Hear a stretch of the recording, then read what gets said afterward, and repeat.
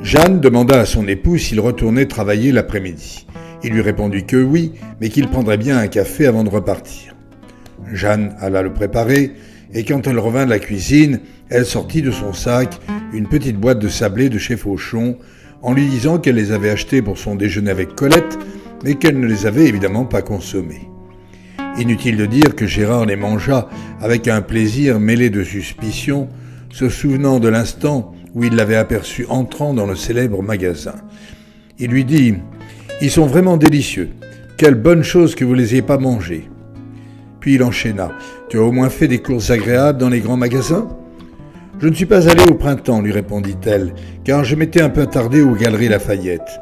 Et tu vas savoir pourquoi. » Elle partit dans leur chambre, puis revint, cachant quelque chose derrière elle, et reprit « Je t'ai fait une surprise. J'espère que tu vas aimer. » Et elle lui présenta le petit cadeau de Givenchy. Tout en ouvrant l'emballage, Gérard ressentait évidemment une grande honte d'avoir soupçonné son épouse alors qu'elle lui achetait un cadeau. Quand il l'eut ouvert, il se leva et la prit dans ses bras et lui dit tendrement « Tu es merveilleuse et je ne te mérite pas. » Il avait ainsi confirmation du moment où avait eu lieu la substitution entre Jeanne et sa doublure. Mais il restait plusieurs questions auxquelles il devait trouver réponse. Qui pouvait bien être l'auteur de cette machination ? Il l'avait préparée avec une maîtrise diabolique, se procurant un impair, un foulard et un sac à main identiques à ceux de Jeanne, recrutant une femme de la même corpulence, il est vrai assez courante, pour tenir le rôle de la doublure, et prévoyant plus ou moins le trajet qu'allait suivre Jeanne. En fait, il avait dû la suivre depuis sa sortie de sa résidence, tout comme l'avait fait Gérard. Ils avaient pris le métro tous les trois ensemble, et le concepteur de l'opération avait pu alors alerter la doublure pour qu'elle se tienne prête soit à la sortie du métro Madeleine, soit plus probablement devant les grands magasins du boulevard Haussmann. C'était en effet là seulement que la substitution était la moins difficile à réaliser. La doublure devait s'être habillée d'un impair qui dissimulait l'impair beige, imitation de celui de Jeanne, et s'être munie d'un foulard bleu identique à celui de Jeanne. Ainsi ne lui fallait-il que quelques secondes pour transformer sa tenue vestimentaire. Il ne restait plus qu'à choisir le moment le plus propice, celui où l'affluence et la configuration des lieux facilitaient au maximum l'opération que son concepteur dirigeait sur place. Gérard se leva aussitôt qu'il eut terminé son café et grignoté 2 ou 3 sablés. Il avertit Jeanne qu'il ne rentrerait pas tard, reprit son attaché-caisse et descendit au parking pour se rendre à son bureau. En vérité, il aurait pu s'en dispenser, car il avait décommandé le matin toutes ses obligations. Mais il voulait être tranquille pour tenter d'élucider l'affaire. Il commença méthodiquement par se poser la question à qui ce montage diabolique pouvait-il causer du tort ? Naturellement, en premier lieu à Jeanne, qui, accusée d'adultère par lui, aurait eu bien du mal à lui prouver son innocence, et aurait vu immédiatement son ménage se fissurer, voire se briser. Mais ces graves difficultés de couple l'auraient atteint lui, tout autant, même si les hommes sont réputés moins fragiles que les femmes dans ce genre de circonstances. Il fallait donc trouver qui avait pu vouloir du mal, soit à Jeanne, soit à lui-même. Pour ce qui concerne Jeanne, il n'y en avait a priori aucune, à moins que Gérard ne l'ignorât parce que Jeanne la lui aurait dissimulée.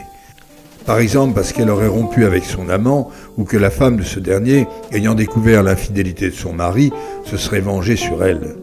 Mais comment étayer de telles hypothèses ? Certes, Gérard lui-même était infidèle, et Jeanne aurait pu le découvrir et prendre amant. Tout cela était bien compliqué et évidemment quasi impossible à prouver.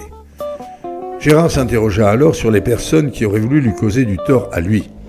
Dans son univers professionnel, il avait certes pu se faire des ennemis par des manœuvres plus ou moins déloyales dont il s'était rendu coupable.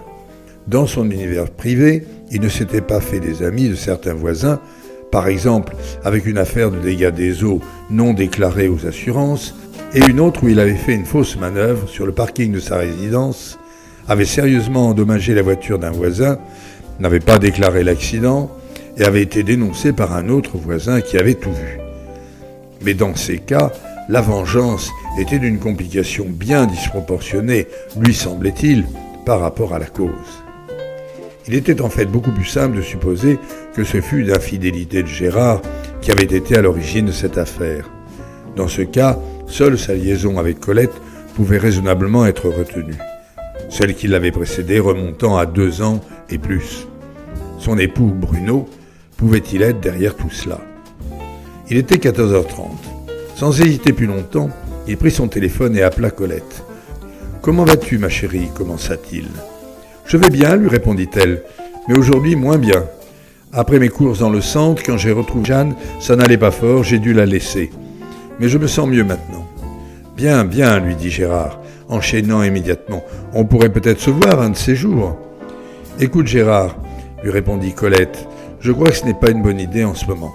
Je ne voulais pas t'en parler, mais la dernière fois que nous nous sommes vus, si l'on peut dire, mon retour chez moi n'a pas été très réussi. Sans m'en avertir, Bruno était resté à la maison pour travailler.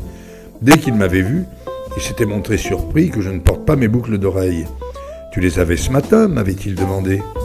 J'avais confirmé, ajoutant que je les avais enlevées dans la journée parce qu'elles me faisaient mal et qu'il fallait que je les apporte au magasin où je les avais achetées, près de chez moi, pour voir ce qu'il pouvait faire.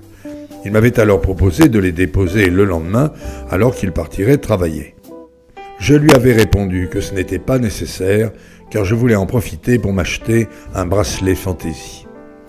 Aussitôt que j'ai pu, j'ai appelé l'hôtel. Le réceptionniste a éclaté de rire avant de me répondre que s'il conservait ce que les clients oubliaient dans les chambres, ils en rempliraient vite plusieurs coffres. Petites culottes, porte-jartelles, boucles d'oreilles, pendentifs, etc. En fait, ils ne conservaient que les préservatifs, à condition qu'ils n'aient pas été utilisés, évidemment, les laissant dans les tiroirs des tables de nuit pour des clients qui auraient oublié de s'en apporter ou qui auraient sous-estimé leur ardeur. Il avait terminé en me demandant s'il pouvait m'être agréable en quoi que ce soit, avec une ironie non dissimulée. Elle avait raccroché. Je te le dis franchement, Gérard, Bruno est quelqu'un de soupçonneux. Il est malin et tordu, capable même de commander une filature à un cabinet spécialisé. Je suis convaincu qu'il pense que je l'ai trompé, mais sans doute ne peut-il pas le prouver. J'espère pour toi qu'il ne te soupçonne pas. Laissons passer du temps, je t'en prie.